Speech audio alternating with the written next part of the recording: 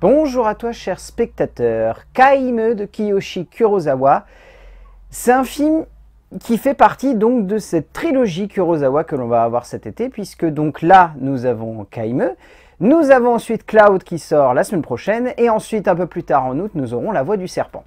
Donc, la trilogie est lancée avec un premier film qui semble être une proposition plutôt simple de la part du cinéaste japonais, une proposition courte avec une idée, un concept, et honnêtement, ce concept, il donne assez envie sur le papier. Le résumé pour faire simple, Matsuoka donne des cours de cuisine. Il rêve de plus, mais pour le moment, cela lui convient. Dans son cours, Tashiro est un élève distrait, mais qu'il cherche à porter. Mais un jour, Tashiro lui parle d'une mystérieuse sonnerie qu'il entend. Je dirais pas que c'est une œuvre très complexe de la part du cinéaste japonais. En fait, ce qui est intéressant, c'est que au travers de ce film, il veut proposer une petite idée, l'embarquer dans juste ce qu'il faut de contexte, d'ambiance, d'intensité et de puissance, sans trop appuyer ça. En fait, c'est typiquement le genre de film où on sent que c'est un cinéaste qui a eu une petite idée, qui s'est dit « Ah tiens, elle est intéressante, mais elle tient pas la route sur un projet long. Donc, faisons en sorte qu'elle tienne sur un format un peu plus court. » Donc ici, 45 minutes, c'est un format assez court, mais qui devient de plus en plus régulier pour pas mal de metteurs en scène. Je pense à Gaspard Noé qui, il y a quelque temps, a eu envie de faire un Lux Aeterna qui faisait à peine 1 heure de métrage. Je pense à d'autres metteurs en scène qui régulièrement ont des petites idées comme ça. Léo Scarax a eu envie de faire de C'est pas moi un format assez court. Il y a une envie de la part de pas mal d'auteurs assez réputés de vouloir faire des films qui soient assez synthétiques, qui aient une petite idée et qui ne cherchent pas à forcément l'emmener trop loin, quitte à peut-être sonner comme frustrant, mais au moins à ne pas sonner comme maladroit ou bancal ou pas du tout intéressant en fait sur le long terme. Et je trouve que Kurosawa arrive à bien trouver ici un équilibre dans une idée qui arrive à se tenir sur 45 minutes, qui à la fin sonne comme concluante. On sait dans quelle direction il a voulu nous emmener, on sent qu'il n'a pas envie d'aller plus loin.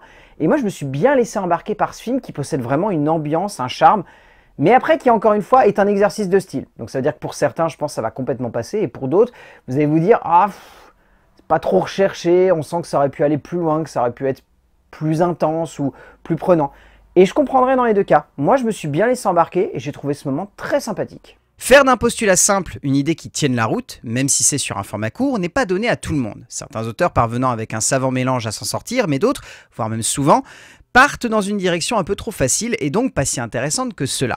Kiyoshi Kurosawa revient ici avec un format court mais particulièrement bien construit, le cinéaste japonais se limitant à une forme et une exécution assez simples, mais qui par cette idée bien amenée et par ce contexte si prenant et haletant, parvient à donner lieu à un moment de tension et de suspense qui fonctionne bien et qui marque le spectateur profondément à la fin de cette œuvre rapide mais intense. En termes d'écriture, Kurosawa a une idée. Et tout le film, dans sa composition dramatique, est basé sur cette idée donc de la kaime, sonnerie en français si on devait à peu près traduire. En gros, cette idée, c'est simplement un personnage qui se retrouve dans une position de voir une action avoir une incidence profonde sur lui, et à partir de cela, son quotidien va être changé.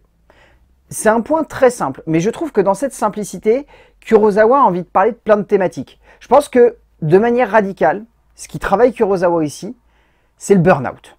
C'est cette idée qu'à n'importe quel moment, on peut vriller, on peut partir en cacahuète, et d'un seul coup, voir notre quotidien être complètement bouleversé par le fait que, simplement, on n'est plus motivé par la vie.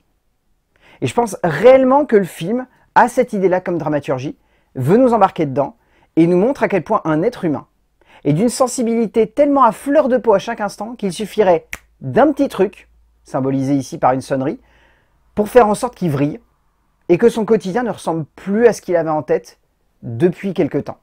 Et j'aime bien cette idée parce que du coup elle permet de jouer avec la psychologie des personnages et surtout de montrer qu'un protagoniste de cinéma, il peut être relié à une thématique de la réalité sans avoir besoin d'avoir une dramaturgie qui va amener un grand contexte et qui va faire qu'on va comprendre comment ça se fait qu'à un moment il vrille. Non, l'être humain est fait de telle sorte à ce que du jour au lendemain, il peut changer complètement. Et ça fait peur, ça déstabilise beaucoup de monde, ça donne une sorte d'appréhension par rapport à notre prochain qui fait que des fois on a peur de se relier aux autres. Et je pense que c'est de ça qu'a envie de parler le cinéaste japonais. De la complexité de l'état mental dans lequel peut être un être humain à un instant T, et à quel point du jour au lendemain, ça ne peut être plus la même personne qu'on a en face de nous. Et du coup, ça donne lieu à ce script où c'est très déstabilisant, parce qu'on nous demande de nous accrocher à un personnage, et rapidement on sent que ce héros il change. Il n'est plus le même. Il devient quelqu'un d'autre. Il évolue. dans une dramaturgie où on a un peu du mal à mettre le doigt sur concrètement qu'est-ce qu'il fait évoluer. Donc c'est déstabilisant, mais du coup c'est assez fascinant à regarder. Dans son idée, Kurosawa ne cherche pas à trop en faire, ce qui est plus que respectable au vu du fait que trop souvent les auteurs cherchant à faire du court tombent dans le piège du long en amenant un peu trop de dramaturgie, trop de contexte, trop d'ampleur à ce qu'ils structurent et finalement pas assez de concret.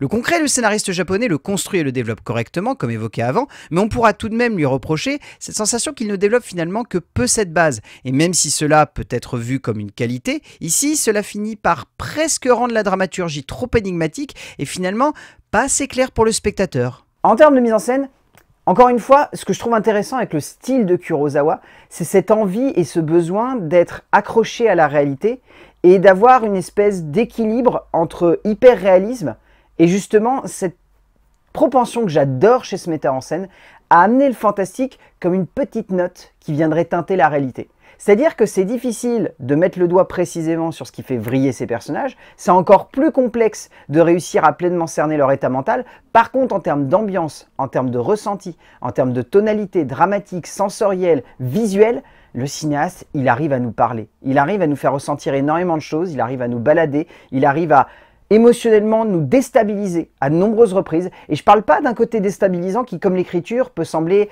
un petit peu complexe à aborder et où du coup on peut avoir envie de mettre une distance avec ce qui se met en place devant nous. Non, là au contraire c'est très immersif. Ça donne envie réellement de se plonger et de comprendre pourquoi le cinéaste a envie de nous mettre dans cette position. Et moi j'aime beaucoup ici comment dans Kaimeu, il arrive à amener ça avec beaucoup d'élégance, avec beaucoup de finesse et sans avoir besoin de trop appuyer des détails.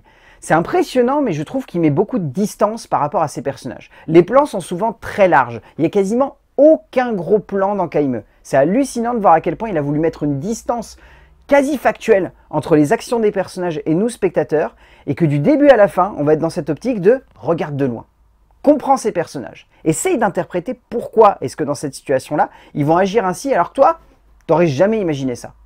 J'aime beaucoup cette idée, parce que du coup, ça crée quelque chose de très impactant, de visuellement très beau, et encore une fois, il y a cette idée de réalisme qui fait que par la distance, on se met à regarder tout et à se dire « la vache, j'y crois ».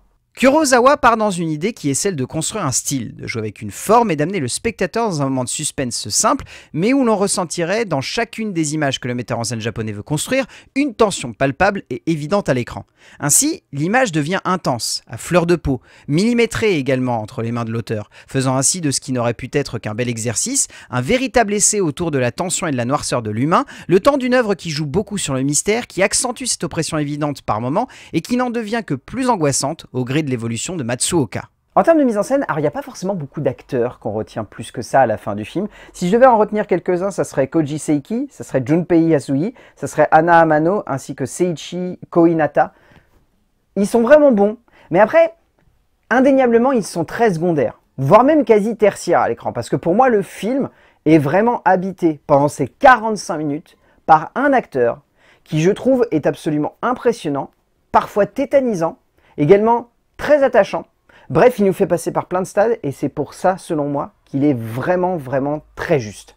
Matsuo Yoshioka est brillant, l'acteur parvenant à merveilleusement emporter le métrage sur une performance qui peut sembler trop énigmatique, mais que l'acteur emmène avec beaucoup de charisme.